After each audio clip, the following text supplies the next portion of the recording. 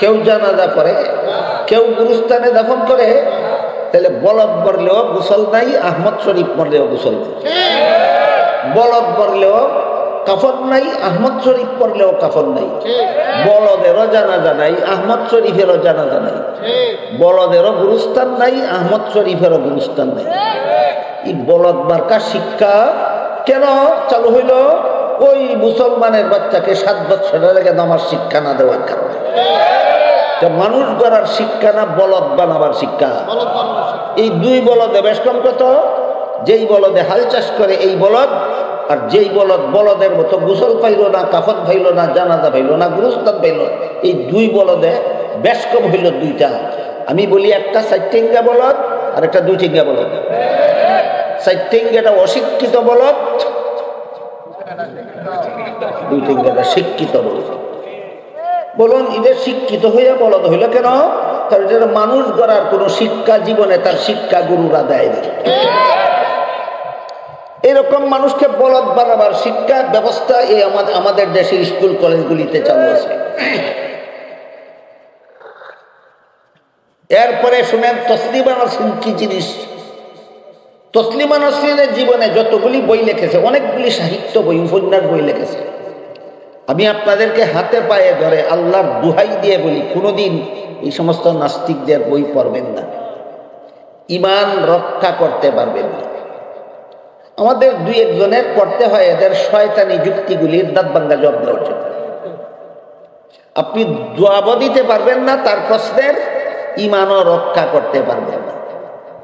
যেমন তসলিমা নসরিন এক জায়গায় বলে যে কোরআনে পুরুষকে 4টা বউ একত্রে রাখার অধিকার দেওয়া হয়েছে, কিন্তু একটা মহিলাকে 1-এর বেশি স্বামী রাখার অধিকার কোরআনে দেওয়া হয়নি।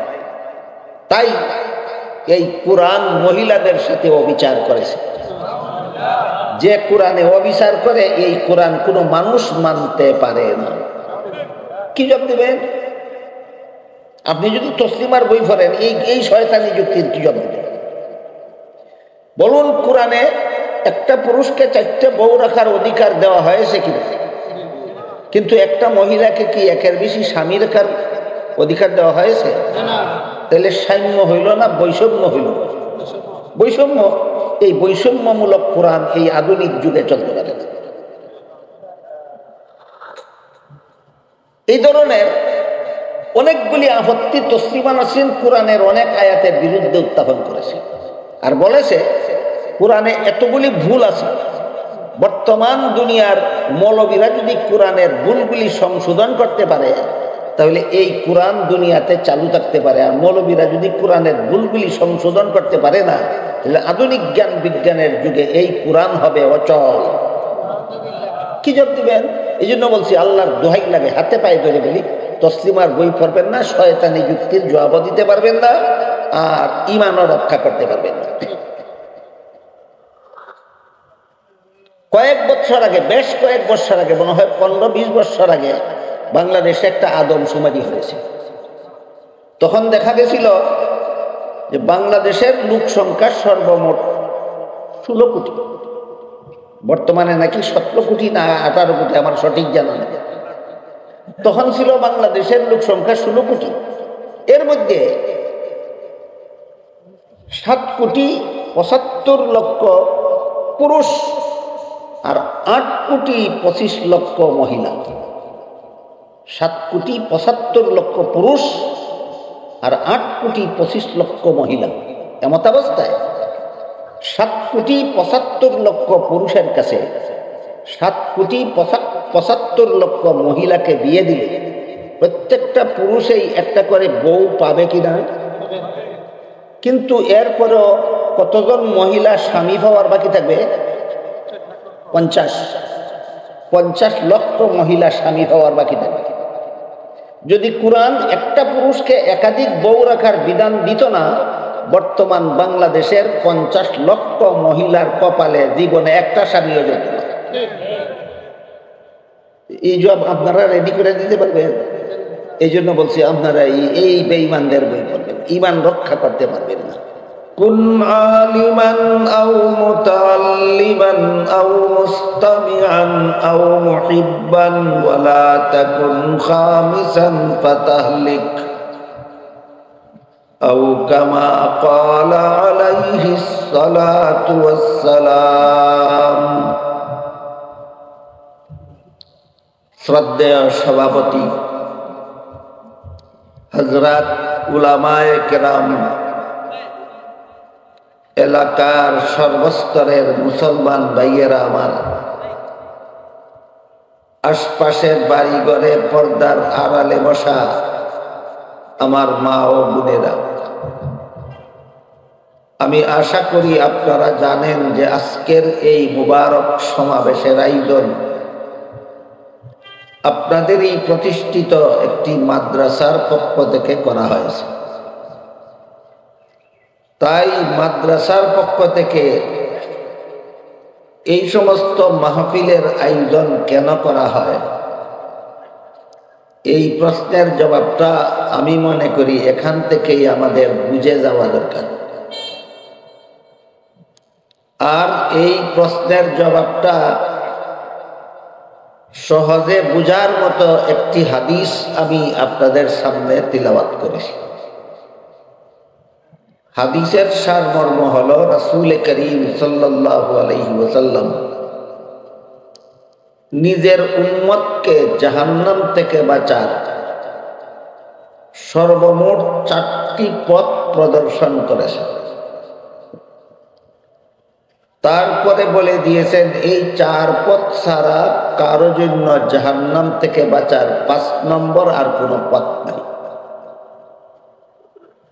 এই 4 পথ কি কি বুঝলেই আমরা বুঝতে পারবো মাদ্রাসার পক্ষ থেকে ওয়াজ মাহফিলের আয়োজন কেন করা হয়। জাহান্নাম থেকে উম্মতের জন্য বাঁচার পথ 4টি বর্ণনা করে রাসূল বলেন, কুন আলিমান, এর অর্থ হলো তুমি আলেম হও। আলেম হওয়াটা জাহান্নাম থেকে বাঁচার 1 নম্বর পথ। কিন্তু সকলের জন্য তো আলেম হওয়ার সুযোগ হয় না। এজন্য যাদের আলেম হওয়ার সুযোগ হয়নি তাদেরকে রাসূল বলেন আও মুতাআল্লিমান, আলেমের ছাত্র হও। আলেমের ছাত্র হওয়াটা জাহান্নাম থেকে বাঁচার 2 নম্বর। অথচ আমাদের সমাজের আমার মনে হয় 1000-এর মধ্যে 999 জন মুসলমানের না আলেম হওয়ার সুযোগ আছে, না আলেমের ছাত্র হওয়ার সুযোগ আছে। মাদ্রাসায় যারা পড়ান তারা তো আলেম, যারা পড়ে তারা আলেমের ছাত্র। এই গুটি কতেক মাদ্রাসায় পড়নেওয়ালা মানুষ ছাড়া বাকি সমস্ত মানুষ, কেউ হয়তো জীবনভর কৃষিকাজ নিয়ে ব্যস্ত, কেউ জীবনভর ব্যবসা নিয়ে ব্যস্ত, কেউ আজীবন চাকুরি নিয়ে ব্যস্ত, কেউ স্কুল কলেজের লেখাপড়া নিয়ে ব্যস্ত। সংসারের এই বহুমুখী কাজের ব্যস্ততার কারণে সমাজের সিংহভাগ মুসলমানের, 1000-এর মধ্যে 999 জন মুসলমানের না আলেম হওয়ার সুযোগ আছে, না আলেমের ছাত্র হওয়ার সুযোগ আছে। অথচ তারাও মুসলমান। যারা ব্যবসা করেন তারাও তো মুসলমান, যারা চাকরি করেন তারাও তো মুসলমান, যারা স্কুল কলেজে লেখাপড়া করে তারাও তো মুসলমান।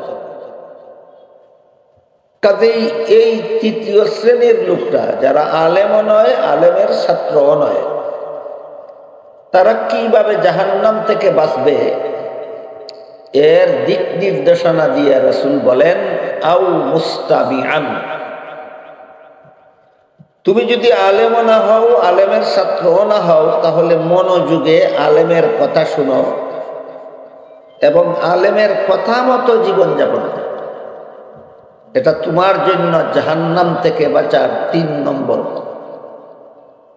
সমাজের সর্বস্তরের মুসলমানদেরকে জাহান্নাম থেকে বাঁচার এই ৩ নম্বর পথটা দেখাবার জন্য মাদ্রাসার পক্ষ থেকে এই সম্মেলনগুলির আয়োজন করা হয়। যারা আলেমও না, আলেমের ছাত্রও না, গৃহস্থী করেন, তারা যেন এখানে আসেন, আলেমগণের কথা শুনে জাহান্নাম থেকে বাঁচার পথে চলতে পারে। যারা জীবনভর ব্যবসা নিয়ে ব্যস্ত থাকেন, তারাও যেন আলেমদের কথা শুনে জাহান্নাম থেকে বাঁচার পথে চলতে পারে।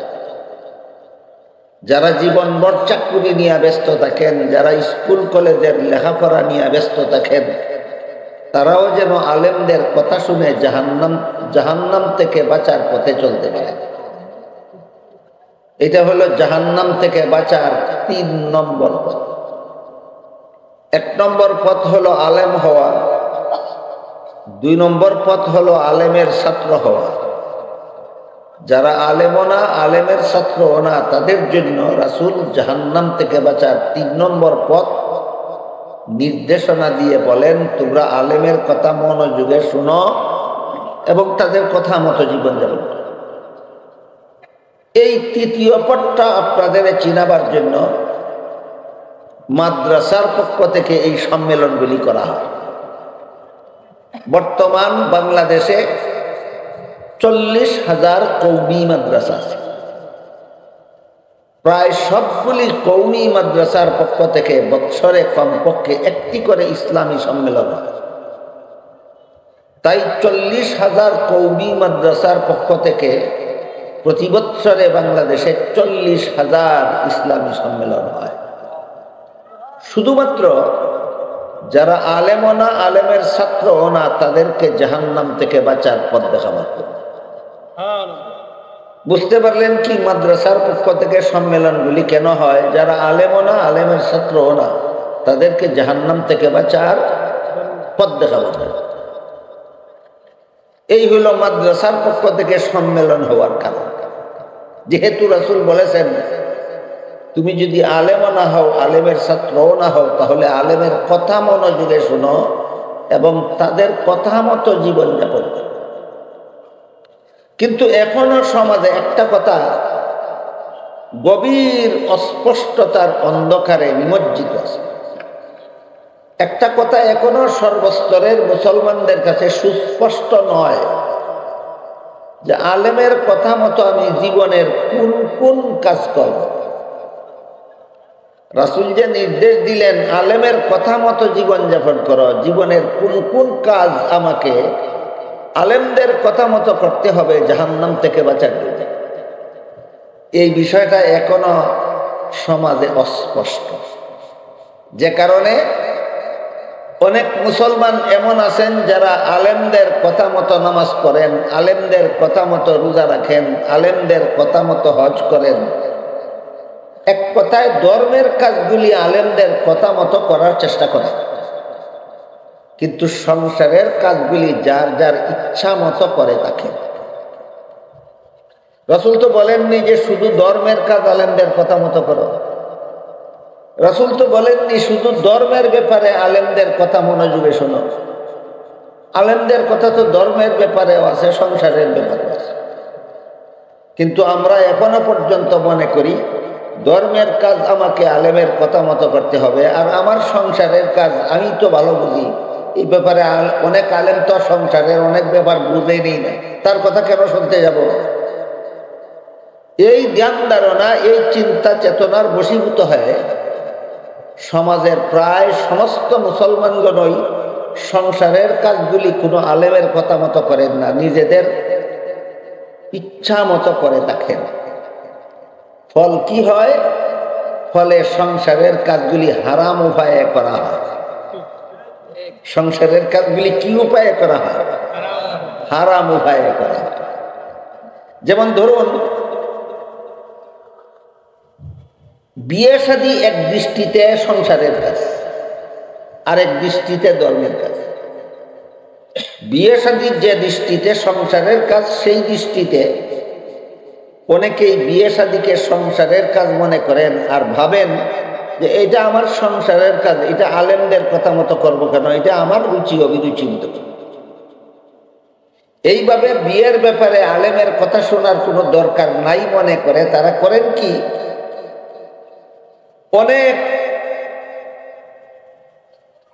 পুরুষ এমন আছেন যারা বিয়ের সময় কাবিনে স্ত্রীর মুহর লিখে দেন মোটা অঙ্কের টাকা, 10 লাখ টাকা, 20 লাখ টাকা, 50 লাখ টাকা, 1 কোটি টাকা, মোটা অঙ্কের টাকা স্ত্রীর মুহর উল্লেখ করেন কাবিনে, কিন্তু জীবনে কোনোদিন পরিশোধ তো করেন না। পরিশোধ করা যে ফরজ এটা জানেন না। আল্লাহ কোরআনে পরিষ্কার ভাষায় বলে দিয়েছেন স্ত্রীর মুহর আদায় করা ফরজ। লাকাদ আলিমনা মা ফারাদনা আলাইহিম ফি আজওয়াজিহিম। এই আয়াতে আল্লাহ বলেছেন পুরুষের জন্য স্ত্রীদের মোহর আদায় করা নফল না ফরজ? ফরজ। আমি যে 50 লক্ষ টাকা আমার স্ত্রীর বিয়ের মধ্যে মোহর লেখালাম কাবিনে, আমি তো 50 লাখ টাকা পরিশোধ করার সাধ্য আমার নাই। এমনকি এমন মোটা অঙ্কের মোহর যারা লেখান তাদের পরিশোধ করার ইচ্ছাও থাকে না।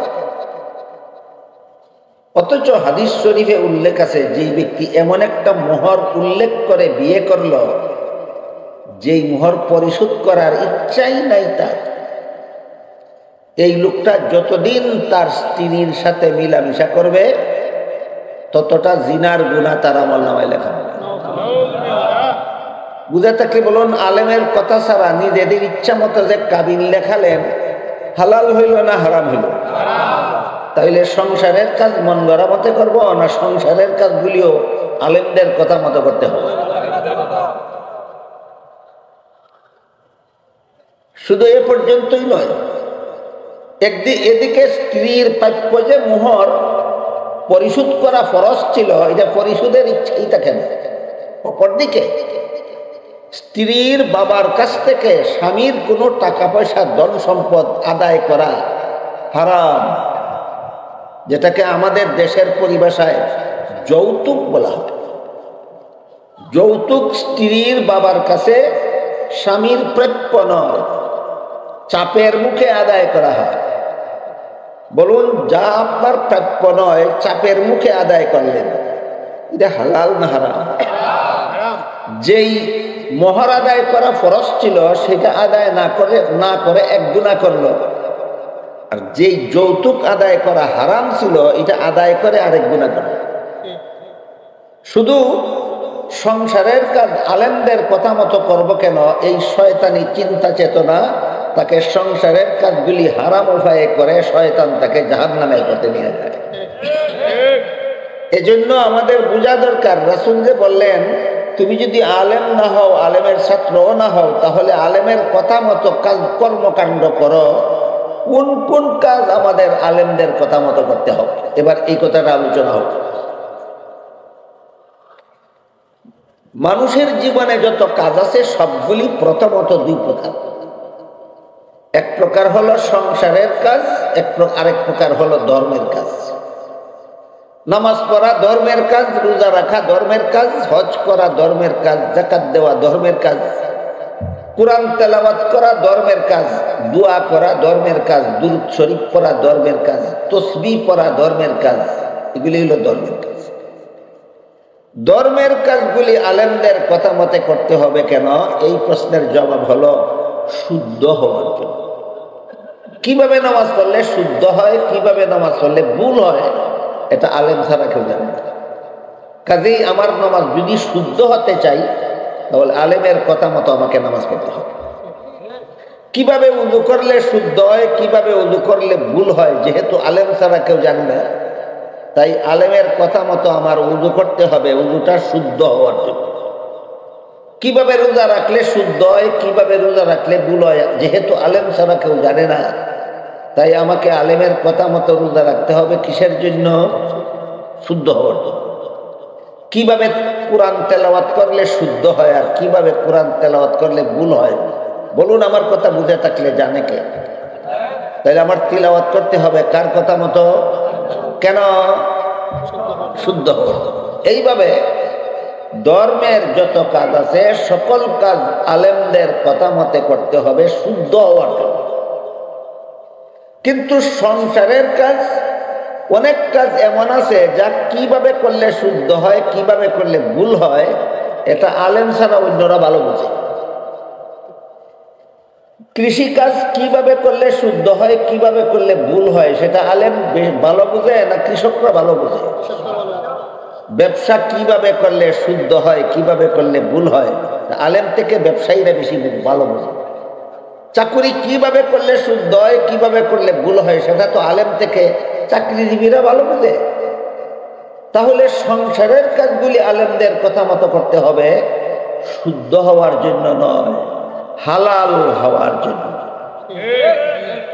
ধর্মের কাজ আলেমদের কথা মতে করতে হবে শুদ্ধ হওয়ার জন্য, আর সংসারের যাবতীয় সকল কাজ আলেমদের কথা মতে করতে হবে হালাল। যেমন ধরুন, খাওয়া দাওয়া সংসারের কাজ, পেশাব পায়খানা করা সংসারের কাজ, এমনকি রাতের ঘুমটাও তো সংসারের কাজ। কিন্তু একজন যদি এশার নামাজ না পড়েই ঘুমিয়ে থাকে, এই ঘুম হালাল না। এশার নামাজ না পড়ে ঘুমিয়ে থাকা হালাল নয়, সে হারাম ঘুম ঘুমাইল। এক রাতের ঘুমই তোমাকে জাহান্নামে না নিয়ে ছাড়বে না। বলেন, এশার নামাজ না পড়ে যারা ঘুমায়, এদের জীবনের কত রাতের ঘুম জাহান্নামে নিবে?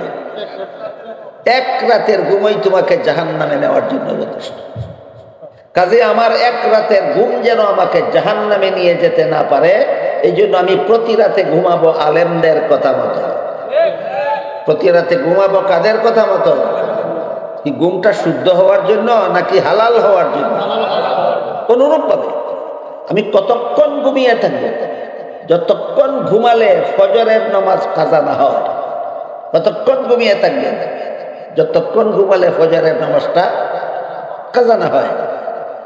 আপনি রাত্রে 12টা, 1টা, 2টা, 3টা পর্যন্ত গল্প সল্প করলেন, চা স্টলে গিয়ে আড্ডা দিলেন, 3টার পরে ঘুমাইলেন, সকাল 9টা 10টার সময় ঘুম থেকে জাগলেন, ফজরের টাইম কোন দিকে চলে গেল আপনার খবর নাই। এমন ভদ্রলোক মুসলমান কি আছে বাংলাদেশে? তোমার এক রাতের ঘুম তোমাকে জাহান্নামে নিয়ে যাওয়ার জন্য যথেষ্ট। যেই ব্যক্তি এমন ঘুম ঘুমায় যে ঘুমের কারণে ফজরের সময় জাগা যে ফরজ, জাগবে দূরের কথা, জানেই না, তার সারা জীবন ভর ফজরের সময় ঘুমাতে হবে না। এক রাতের ঘুম তাকে জাহান্নামে নিয়ে যাবে। তার ঘুম হালাল নয়, ঘুম হারাম। তাহলে আমার রাতের ঘুম সংসারের কাজ ছিল, এটা আলেমদের কথা মতো করতে হবে। কেন? এটা যেন হারাম না হয়। আমার ঘুম হারাম হলে আমার ঘুম আমাকে জাহান্নামে নিয়ে যাবে। অনুরূপভাবে খাওয়া দাওয়া করা সংসারের কাজ, কিন্তু হাদিস শরীফে রাসূল করিম সাল্লাল্লাহু আলাইহি ওয়াসাল্লাম বলেন, যেই ব্যক্তি বাম হাতে খাওয়া দাওয়া করে তার সাথে শয়তানে খাওয়া দাওয়া করে। আপনাদের নবী জীবনে কতটা মিথ্যা কথা বলেছিলেন? একটাও না। তাহলে এই কথাটা কি মিথ্যা? যে বাম হাতে খায় তার সাথে শয়তানে খায়? তাহলে বলুন তো, আমাদের দেশে এমন ভদ্রলোক আছে কিনা যারা ডান হাতে চায়ের কাপ ধরে আর বাম হাতে বিস্কুট নিয়ে খায়? তার সাথে কে খায়? বলতে হবে নবী মিথ্যা বলছেন, আর না হয় মানতে হবে তার সাথে শয়তানে খায়। দুই পথের এক পথ। বলতে হবে নবী মিথ্যা বলেছেন, আর না হয় মানতে হবে তার সাথে শয়তানে খায়। তোমার সাথে শয়তানে খাবে কেন? তুমি মুসলমান, তুমি নবীর উম্মত, তুমি আল্লাহর বান্দা। একমাত্র এই পাণ্ডিত্যের কারণে, এই পণ্ডিতির কারণে, যে কিভাবে খাইলে ভালো হয়, কিভাবে খাইলে ভালো হবে না, সেটা আলেমরা কি জানে? আমি ভালো জানি। এই শয়তানি চিন্তা চেতনা মানুষ আলেমের কথা মতো খাইতে চায় না, নিজেদের ইচ্ছা মতো খায়। অনুরূপভাবে পেশাব পায়খানা করাও তো সংসারের কাজ, কিন্তু হাদিস শরীফে রাসূল করিম সাল্লাল্লাহু আলাইহি ওয়াসাল্লাম বলেন, ইযা আতাইতুমুল গাইতা ফালা তাস্তাকবিলুল কিবলাতা ওয়ালা তাস্তাদবিরুহা। হে আমার উম্মত মুসলমানেরা, তোমরা যখন পেশাব পায়খানা করতে যাবে তখন কিবলাকে সামনে নিয়ে অথবা কিবলাকে পিছন দিয়ে পেশাব পায়খানা করবে না। কিবলা ডানে রেখে অথবা বায়ে রেখে পেশাব পায়খানা করবে। তাহলে আমি পেশাব পায়খানা আমার সংসারের কাজ, এটা আমার ইচ্ছা মতো করব না আলেমদের কথা মতো করব? কেন কেন হালাল হওয়ার জন্য, কেন হালাল হওয়ার জন্য।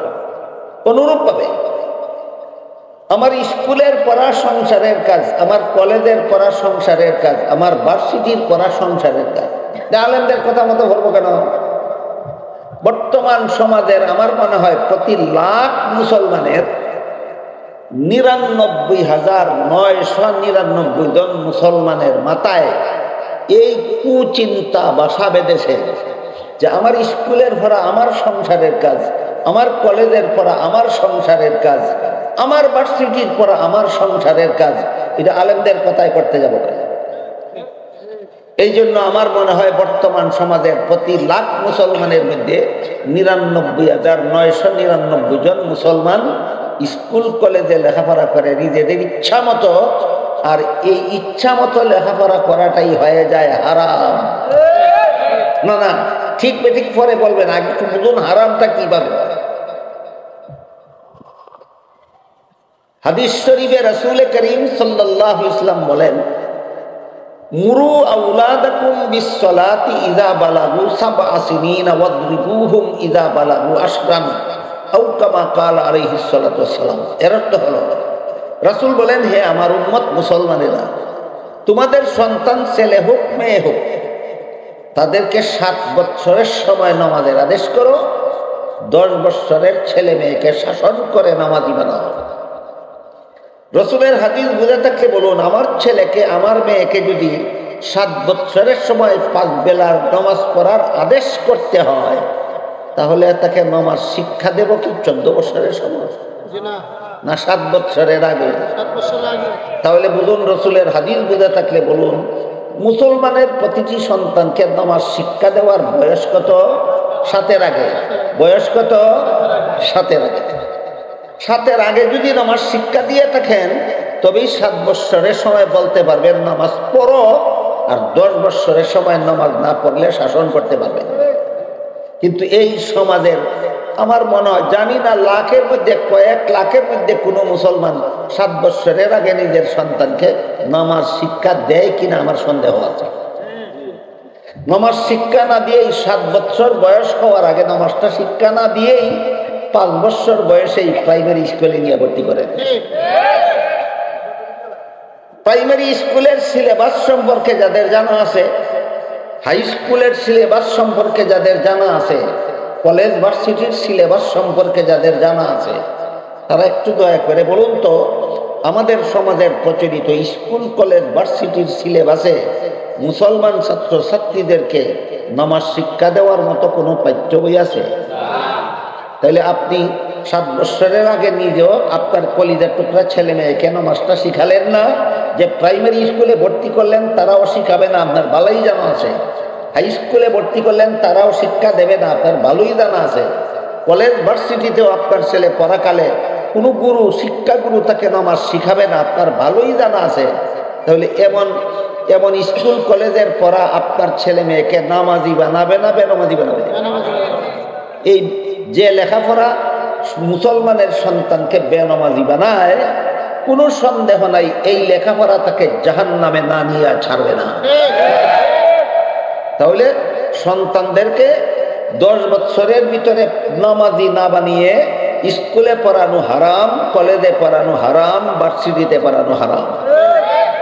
শুধু তাই না, আরো কিছু কথা আছে। আপনারা যেহেতু এই দেশের বাসিন্দা, এই দেশের মাদ্রাসাগুলির পাঠ্যকিতাব বই পুস্তকে কি বিষয়বস্তু আছে সেগুলিও আপনাদের জানা দরকার, মোটামুটি ভাবে জানা থাকা দরকার।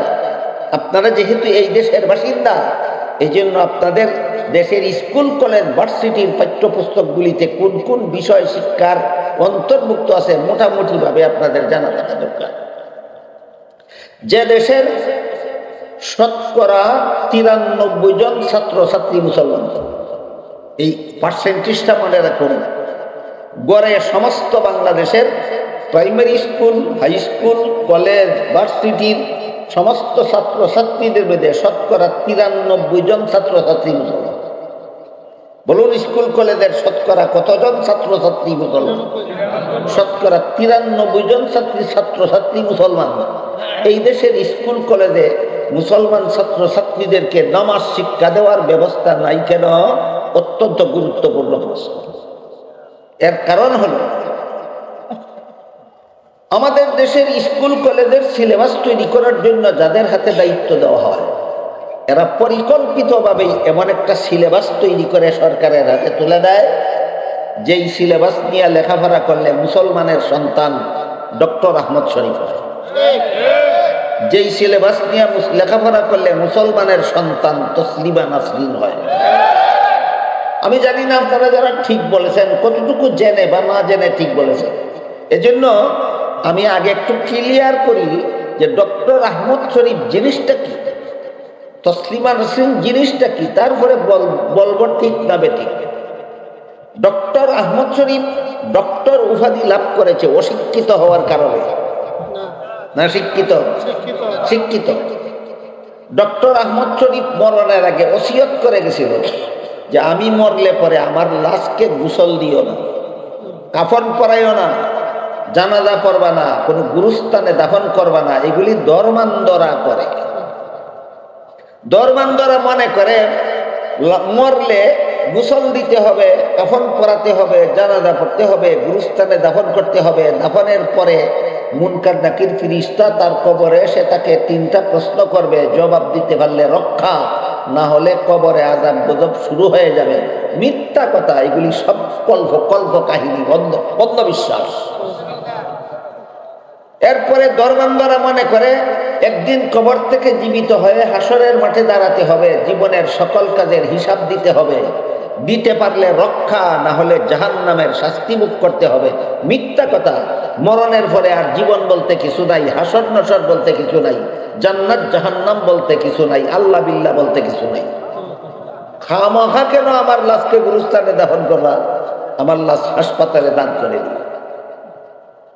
তাই ডক্টর আহমদ শরীফের ওসিয়ত মতে তার মরণের পরে তার লাশের গোসল হয়নি, কাফনও পরানো হয়নি, জানাজাও পড়া হয়নি, কোনো গুরুস্থানে দাফন করা হয়নি, হাসপাতালেই লাশ দান করে দেওয়া হয়েছে। আপনারা যারা কৃষিকাজ করেন, আপনাদেরকে আমি জিজ্ঞেস করি, আপনারা যে বলদ দিয়া হাল চাষ করেন, এই বলদ মাঝে মধ্যে কখনো মরে যায় কিনা? এই বলদ, হালের বলদ মরলে কেউ গোসল দেয়, কেউ জানাজা পড়ে, কেউ গুরুস্থানে দাফন করে। তাহলে বলদ মরলেও গোসল নাই, আহমদ শরীফ মরলেও গোসল নাই। বলদ মরলেও কাফন নাই, আহমদ শরীফ মরলেও কাফন নাই। বলদেরও জানাজা নাই, আহমদ শরীফেরও জানাজা নাই। বলদেরও গুরুস্থান নাই, আহমদ শরীফেরও গুরুস্থান নাই। এই বলদ মার্কা শিক্ষা কেন চালু হইল? ওই মুসলমানের বাচ্চাকে 7 বছরের আগে নামাজ শিক্ষা না দেওয়ার কারণে। মানুষ গড়ার শিক্ষা না, বলদ বানাবার শিক্ষা। এই 2 বলদে বেশ কম কত? যেই বলদে হাল চাষ করে এই বলদ, আর যেই বলদ বলদের মতো গোসল পাইল না, কাফন পাইল না, জানাজা পাইল না, গুরুস্থান পাইল, এই 2 বলদে বেশ কম হইল 2টা। আমি বলি একটা 4 ঠেঙ্গা বলদ আর একটা 2 ঠেঙ্গা বলদ। 4 ঠেঙ্গাটা অশিক্ষিত বলদ, 2 ঠেঙ্গাটা শিক্ষিত বলদ। বলুন, এদের শিক্ষিত হইয়া বলদ হইল কেন? কারণ এটা মানুষ গড়ার কোন শিক্ষা জীবনে তার শিক্ষা গুরুরা দেয়নি। এরকম মানুষকে বলদ বানাবার শিক্ষা ব্যবস্থা এই আমাদের দেশের স্কুল কলেজগুলিতে চালু আছে। এরপরে শুনেন তসলিমা নাসরিন কি জিনিস। তসলিমা নাসরিনের জীবনে যতগুলি বই লিখেছে, অনেকগুলি সাহিত্য বই, উপন্যাস বই লিখেছে। আমি আপনাদেরকে হাতে পায়ে ধরে আল্লাহর দুহাই দিয়ে বলি, কোনোদিন এই সমস্ত নাস্তিকদের বই পড়বেন না, ঈমান রক্ষা করতে পারবেন না। আমাদের 2-1 জনের পড়তে হয় এদের শয়তানি যুক্তিগুলির দাঁত ভাঙ্গা জবাব দেওয়ার জন্য। আপনি জবাবও দিতে পারবেন না, তার প্রশ্নের ঈমানও রক্ষা করতে পারবেন না। যেমন তসলিমা নাসরিন এক জায়গায় বলে যে কোরআনে পুরুষকে 4টা বউ একত্রে রাখার অধিকার দেওয়া হয়েছে, কিন্তু একটা মহিলাকে 1-এর বেশি স্বামী রাখার অধিকার কোরআনে দেওয়া হয়নি। তাই এই কোরআন মহিলাদের সাথে অবিচার করেছে। যে কোরআনে অবিচার করে এই কোরআন কোনো মানুষ মানতে পারে না।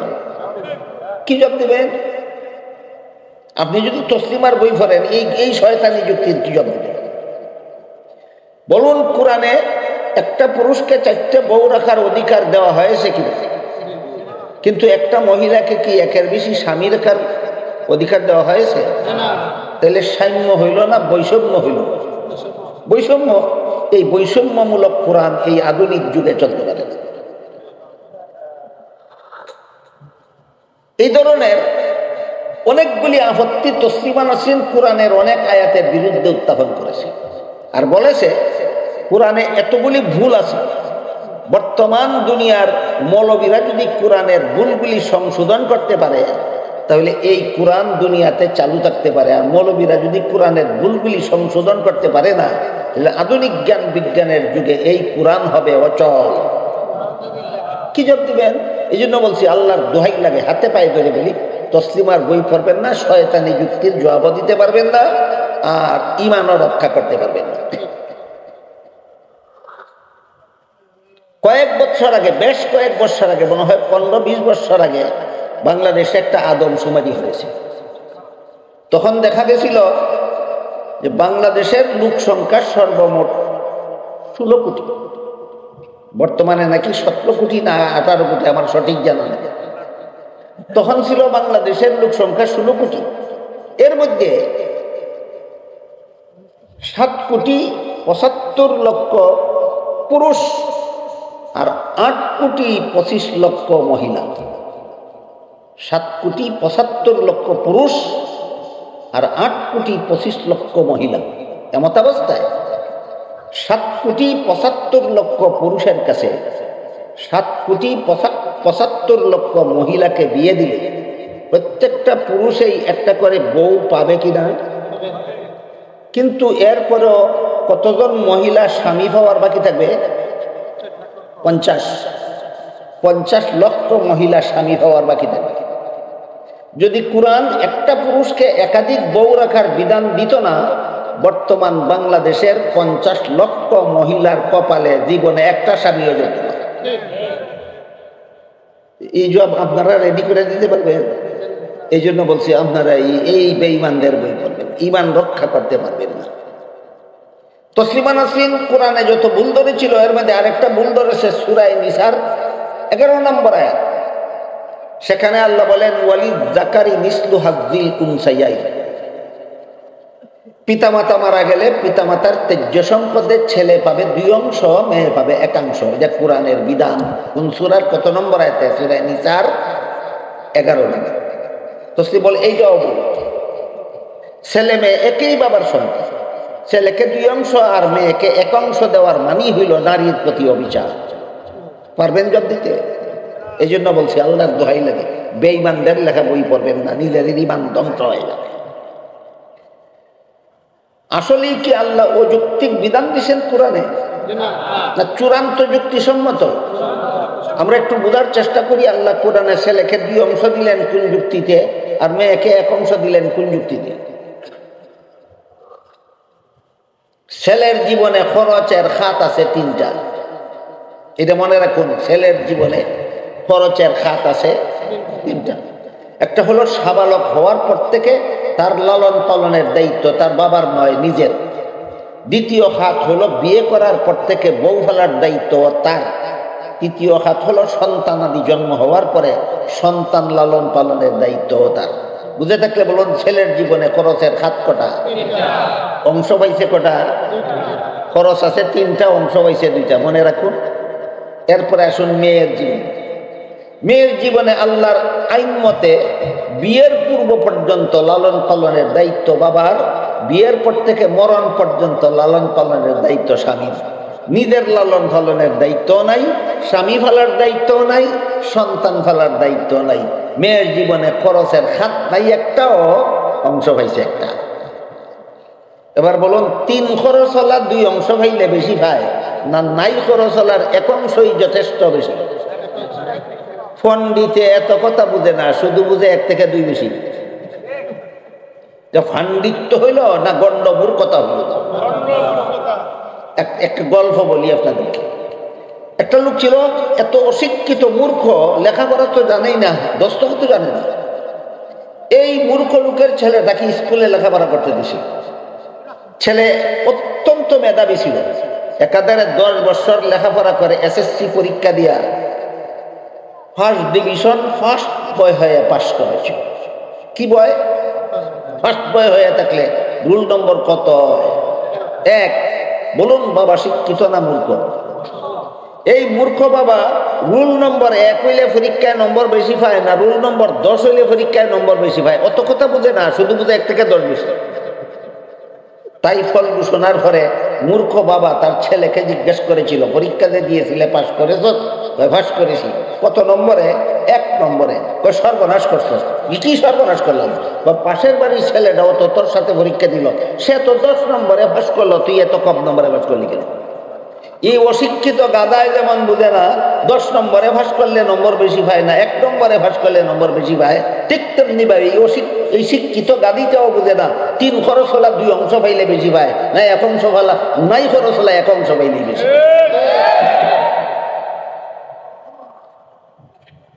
এই তসলিমা নাসরিন জীবনে যত বই লিখেছে, এর মধ্যে একটা বইয়ের নাম আছে অপরপক্ষ। তসলিমা নাসরিন অপরপক্ষ বইয়ে লেখে, আমার পেট আমার শরীরের অঙ্গ, আমার স্বামীর শরীরের অঙ্গ নয়, তাই স্বামীর অধিকার নাই তার ইচ্ছা মতো আমার পেটে বাচ্চা জন্ম দেওয়ার। পেটটা তার না, পেটটা আমার। কাজে আমার পেটে কার কাছ থেকে বাচ্চা নেব না নেব সেটা আমার অধিকার। একটা পুরুষকে স্বামী বানিয়ে তার বাচ্চা পেটে নেবে না, বাচ্চা যার কাছ থেকে মনে চায় তার কাছ থেকে পেটে নেবে। আমি আপনাদের জিজ্ঞেস করি, এমন পেটের জন্য মানুষের দরকার হয় না কুত্তিরও থাকে? তাহলে তসলিমার পেটে আর কুত্তির পেটে ব্যবধান কোথায়? একটা 4 টিঙ্গা কুত্তি, একটা 2 টিঙ্গা কুত্তি। 4 টিঙ্গাটা অশিক্ষিত কুত্তি আর 2 টিঙ্গাটা শিক্ষিত কুত্তি।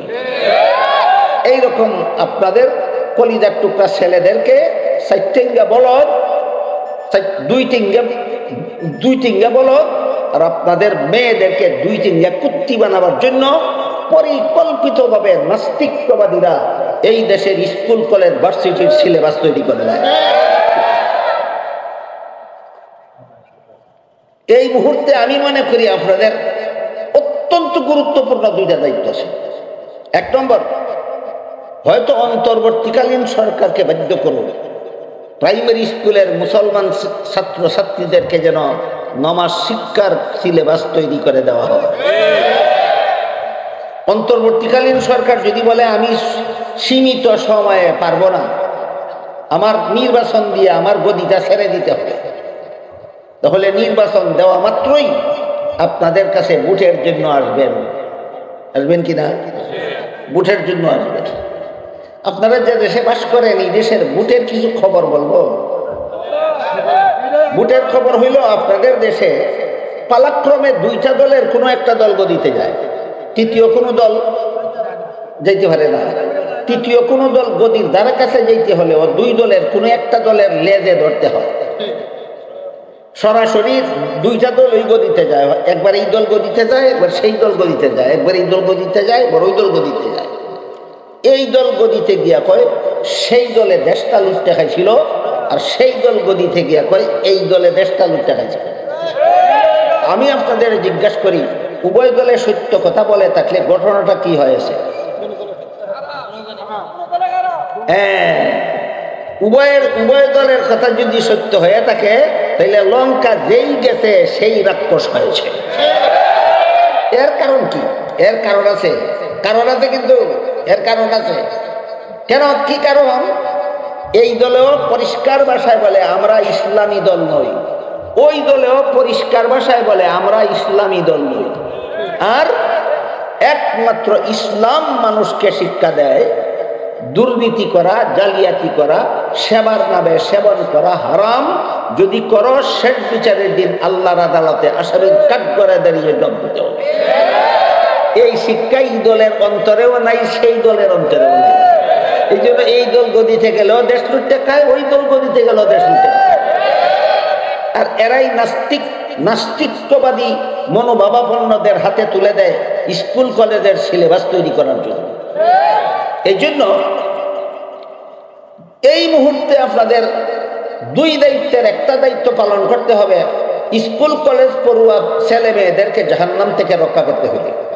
এক নম্বর, অন্তর্বর্তীকালীন সরকারকে বাধ্য করতে হবে প্রাইমারি স্কুলে মুসলমান ছেলে মেয়েদেরকে নামাজ শিক্ষার মতো সিলেবাস চালু করার। এই সরকার যদি বলে আমার সংক্ষিপ্ত সময়ে সুযোগ নাই, তাইলে এই সরকার যখন নির্বাচন দেবে, আসবে কিনা ভোটের জন্য আপনাদের কাছে, তখন বলবেন যারা স্কুলের মুসলমান ছেলে মেয়েদেরকে নমাজি বানাবার সিলেবাস তৈরি করবে, আমরা শুধু তাদেরকে ভোট দিব। আমাদের কলিজার টুকরা ছেলে মেয়েদেরকে বেনমাজি যারা যারা বানায় এদের ভোট বর্জন করব।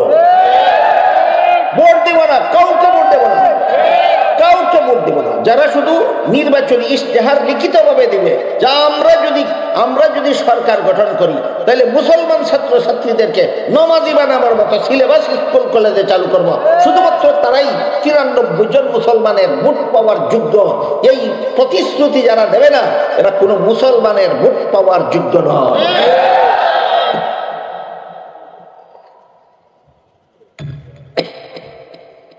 বুঝে থাকলে এবার বলেন, স্কুল আমার স্কুলে আমি পড়বো, আমার কলেজে আমি পড়বো, আমার ভার্সিটিতে আমি পড়বো, এটা আমার সংসারের কাজ। এখানে আবার মৌলবীদের কথা মতো পড়বো কেন? এই প্রশ্নের কোনো জবাব আছে কিনা? কি জবাব? স্কুলের পড়া যদি হালাল হতে চাও, তাহলে মৌলবীদের কথা মতো স্কুলে পড়তে হবে। স্কুল কলেজ ভার্সিটিতে পড়েও যদি জাহান্নাম থেকে রক্ষা পেতে চাও, তাহলে আলেমদের কথা মতোই স্কুলে পড়তে হবে, আলেমদের কথা মতোই কলেজে পড়তে হবে, আলেমদের কথা মতোই ভার্সিটিতে পড়তে হবে। এখানে আসে আবার শয়তানে কোনো পণ্ডিতের মাথায় আরেকটা কুবুদ্ধি জায়গায় দেয়, সেটা হইল, আরে বাবা, নামাজ শিখাইতে শিখাইতে তো 10 বছর বয়স চলে যাবে, তাইলে প্রাইমারি স্কুলে পড়বে কবে আর হাই স্কুলে ভর্তি হবে কবে? নামাজ শিখতে শিখতে কত বছর চলে যাবে, এটা আপনাদেরকে বোঝাবার জন্য আমি 1-2টা উদাহরণ দিই শুনি। আপনাদের জানা থাকলে বলুন তো, ওযুর ফরজ কটা? মুখ দোয়া, হাত দোয়া, মাথা মাসে করা, পাও দোয়া, কটা হইল? বলেন এই ওযুর 4 ফরজ শিখতে কত মাস লাগবে? তারপরে ওযু 7 কারণে ভেঙে যায়, কত মিনিট লাগবে? 7 মিনিট। নামাজের 13 ফরজ শিখতে লাগবে 13 মিনিট। নামাজের 15 ওয়াজিব শিখতে লাগবে 15 মিনিট। 19 কারণে নামাজ ভেঙে যায়, শিখতে লাগবে 19 মিনিট। নামাজে 28টা সুন্নত আছে, শিখতে লাগবে 28 মিনিট। ভালো করে বলো, স্কুলে নামাজ শিখতে কত বছর লাগে? হ্যাঁ, স্কুলে নামাজ শিখতে মাত্র 5 মিনিটের একটা টাইম আলাদা করে রাখলে, ওই 5 বছরে 5 মিনিট 5 মিনিট করে শিখতে স্কুলের সমস্ত মুসলমান ছাত্রছাত্রী নামাজি হতে পারে। আসল ঘটনা হইল পেটে পেটে শয়তানি। আসলে এই মুসলমানের সন্তানকে নামাজি বানাবার ইচ্ছা এই শয়তানদের অন্তরে নেই। সুতরাং যে স্কুলের লেখাপড়া, যে কলেজের লেখাপড়া, যে ভার্সিটির লেখাপড়া মুসলমানের সন্তানকে নামাজি হতে দেয় না, নিশ্চয়ই সেই স্কুল কলেজের লেখাপড়া তোমাকে জাহান্নামে না নিয়ে ছাড়বে না। অনেকে মনে করেন রাজনীতিটাও সংসারের কাজ, এটা নিয়ে আবার বিতর্কও আছে। আমি সেই বিতর্কের দিকে যাচ্ছি। এখনো পর্যন্ত যারা যারা মনে করেন রাজনীতি সংসারের কাজ, সংসারের কাজগুলি আমরা কার কথা মতো করার কথা? আলেমদের কথা মতো। রসুল যেভাবে বলছেন, আলেমদের তো সেইভাবে, আলেমরা তো সেভাবেই বলবে। আমার রাজনীতি আমি করলে হবে না, আলেমদের কথা মতো করতে হবে। কারণ রাজনীতিতেও হালাল আছে, হারাম আছে। রাজনীতি যদি হালাল হতে চাই, তাহলে আলেমদের কথা মতো রাজনীতি করতে হবে। ইচ্ছা মতো রাজনীতি করবা, কোনো সন্দেহ নাই রাজনীতি হারাম হবে। তোমার রাজনীতি মইরা দেখো জাহান্নামে না নিয়ে ছাড়বে না। এখন আবার অনেকের মনে প্রশ্ন জাগে, তাই রাজনীতির মধ্যে আবার হালাল কোনটা হারাম কোনটা? হ্যাঁ, অবশ্যই এক প্রকার রাজনীতি আছে হালাল, আর এক প্রকার রাজনীতি আছে হারাম। আমি পরিষ্কার ভাষায় বলে দিতে চাই, যে রাজনীতির দ্বারা জনগণের অধিকার রক্ষা হয় সেই রাজনীতি হালাল। যে রাজনীতির দ্বারা জনগণের অধিকার রক্ষা হয় সেই রাজনীতি হালাল। যে রাজনীতির দ্বারা জনগণের অধিকার রক্ষা হয় না সেই রাজনীতি হারাম। মইরা দেখ তোর রাজনীতি তোরে জাহান্নামে কিভাবে নিয়ে যায়। একটা উদাহরণ দেব। জনগণের অধিকার 6টা অধিকার আছে সরকারের কাছে। এর মধ্যে একটা অধিকার হলো সরকারি তহবিলে খাদ্যদ্রব্য অথবা টাকা পয়সা মজুদ থাকা অবস্থায় দেশের একটা মানুষকেও ভুখা রাখা যাবে না। এটা জনগণের সরকারের কাছে 6 অধিকারের একটা অধিকার। যতক্ষণ পর্যন্ত সরকারি ব্যাংকে টাকা জমা থাকবে, যতক্ষণ পর্যন্ত সরকারি গুদামে খাদ্য মজুদ থাকবে, ততক্ষণ পর্যন্ত একটা নাগরিককেও ভুখা থাকতে দেওয়া যাবে না। তোমার সরকারি গুদামও শত শত মন, হাজার হাজার টন আটার বস্তা, চাউলের বস্তা মজুদ। এমত অবস্থায় তোমার দেশের একটা গরিব মানুষ যদি ভুখা অবস্থায় রাত্রি যাপন করে, এই সরকারকে কাল হাসরের মাঠে আল্লাহর আদালতে আসামির কাঠ করে দাঁড়িয়ে জবাবদিহি করতে হবে। এর একটা উদাহরণ শোনাই। হযরত উমর ফারুক রাদিয়াল্লাহু আনহু যখন দেশের প্রধান শাসনকর্তা মনোনীত হলেন, আমাদের বর্তমান রাজনৈতিক পরিভাষায় বলে প্রধান শাসনকর্তা, কোরআন হাদিসের ভাষায় বলে খলিফা। কোরআন হাদিসের ভাষায় খলিফা। হযরত উমর যখন খলিফা মনোনীত হলেন, দেশের প্রধান শাসনকর্তা মনোনীত হলেন, হওয়া মাত্রই রাত্রে ঘোরাফেরা শুরু করলেন আমার দেশের কোনো নাগরিক উপবাস রাত কাটাচ্ছে কিনা তদন্ত করার জন্য। গিয়ে এক ঘরের মধ্যে বলেন একটা বিধবা মহিলার কয়েকটা এতিম সন্তান খাদ্যের অভাবে কান্নাকাটি করতেছে। খলিফা উমর বিধবা মহিলাকে জিজ্ঞেস করলেন, তোমার এতিম বাচ্চারা কান্দে কেন? বিধবা মহিলা খলিফা উমরের জবাব দেওয়ার আগে বলে, এই মহিলা খলিফা উমরকে আর জীবনে আর কোনোদিন দেখেনি, চিনতে পারেন যে ইনি খলিফা উমর। তাই জবাব দেওয়ার আগে বলে, শুনেছি উমর আমাদের দেশের প্রধান শাসনকর্তা হয়েছে। এই অপদার্থটা এই দেশের শাসনকর্তা হওয়ার অযোগ্য। এই অপদার্থটা উমর অপদার্থ, সে শাসনকর্তা হওয়ার অযোগ্য। উমরকে চিনে বলেছিল না, না চিনার কারণে। উমর জিজ্ঞেস করলেন, কেন এই অপদার্থটা শাসনকর্তা হওয়ার অযোগ্য কেন? মহিলা জবাব দেয়, শাসনকর্তার দায়িত্ব ছিল আমার এতিম বাচ্চারা উপবাস কাঁদে কেন খবর নেওয়ার, নিল না, এই জন্য সে অযোগ্য। তুমি একটা মুসাফির, তুমি খবর নিতে এসেছো আমার বাচ্চারা কাঁদে কেন, তুমি এই দেশের প্রধান শাসনকর্তা হওয়ার যোগ্য। বিধবার মহিলার মুখে এই কথা শুনে খলিফা উমর গোলামকে নিয়ে সরকারি খাদ্য গুদামে ঢুকলেন।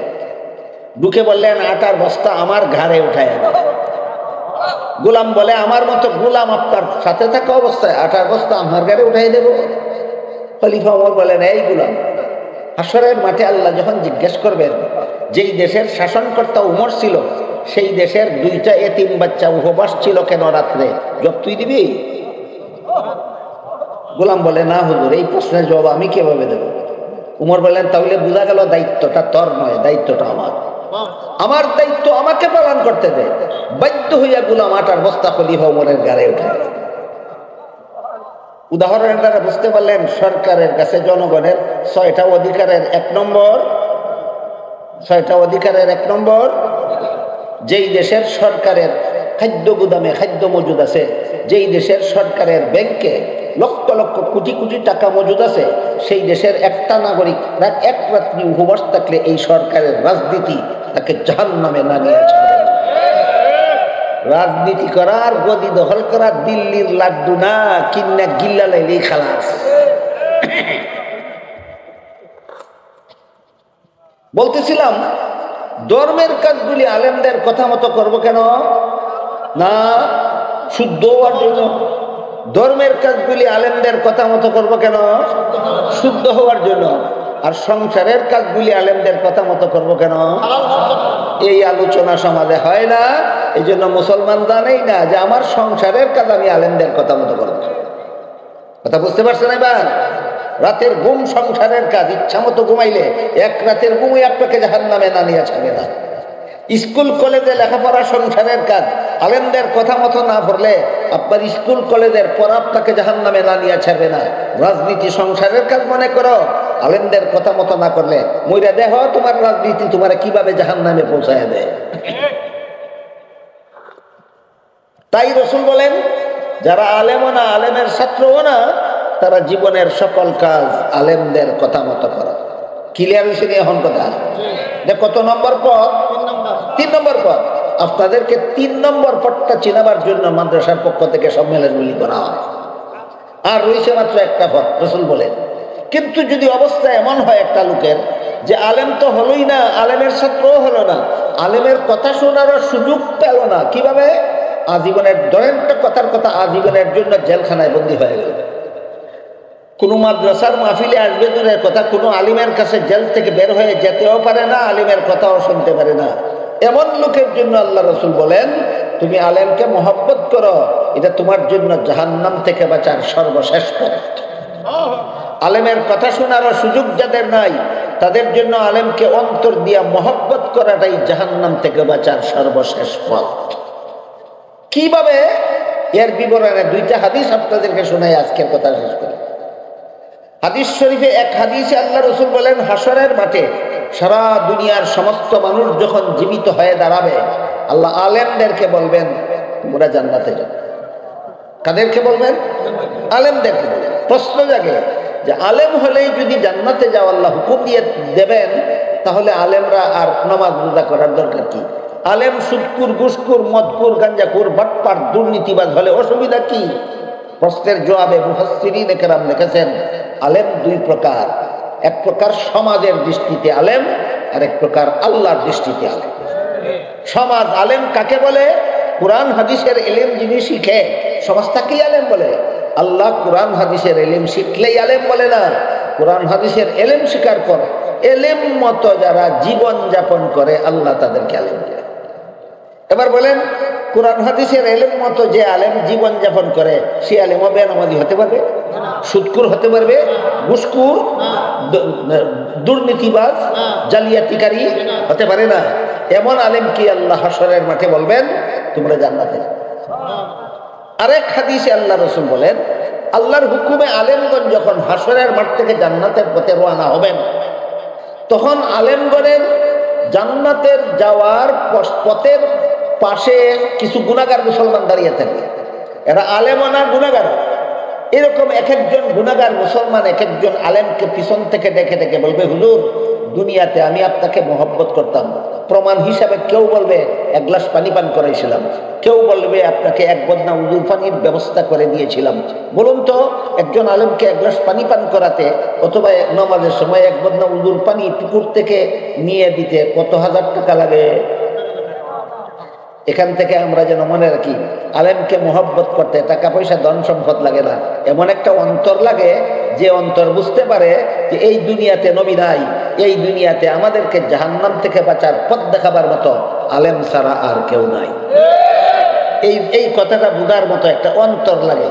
আবার বলুন, আলেমকে মহব্বত করতে টাকা পয়সা লাগে না, শুধু একটা অন্তর লাগে। এইরকম অন্তর থাকলে আলেমকে মহব্বত।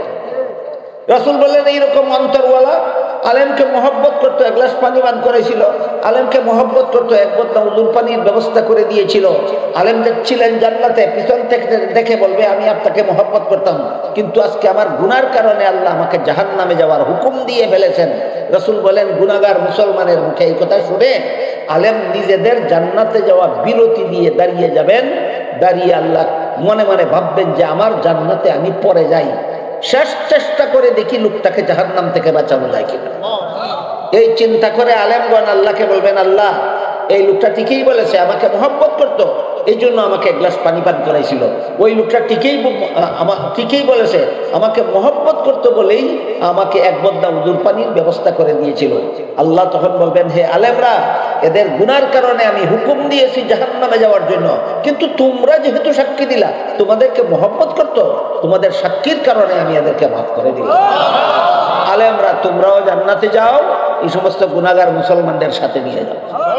কত নম্বর পথে জান্নাতে গেল? 4 নম্বর। আল্লাহ রাসূল বলেন, এরপরে জান্নাতে যাওয়ার আর কোনো পথ নেই। ওয়ালা তাকুন খামিসান ফাতাহলিক, অর্থাৎ তুমি আলেম হলে না, আলেমের ছাত্র হলে না, আলেমের কথাও শুনলে না, আর আলেমকে মহব্বত করলে না, এমন যদি হয় তাহলে তোমার কপালে জাহান্নাম ছাড়া আর কিছু নেই। তাই প্রত্যেকটা মাদ্রাসার পক্ষ থেকে, বাংলাদেশের 40,000 কওমি মাদ্রাসা, প্রায় সবগুলি মাদ্রাসার পক্ষ থেকে প্রতি বছরে 40,000 ইসলামী সম্মেলন হয়, শুধু আপনাদেরকে জাহান্নাম থেকে বাঁচার পথগুলি চেনাবার জন্য। আল্লাহ আপনাদের আমাদের সবাইকে জাহান্নাম থেকে বাঁচার পথগুলি চিনে সেই পথের অনুসারী হয়ে কঠিন হাসরের বিচারে আমাদের সবাইকে জাহান্নাম থেকে বাঁচার সৌভাগ্য দান করুন। সবাই বলুন আমিন। সুবহান রাব্বিকা রাব্বিল ইজ্জাতি আম্মা ইয়াসিফুন ওয়া সালামুন আলাল মুরসালিন আলহামদুলিল্লাহি রাব্বিল আলামিন।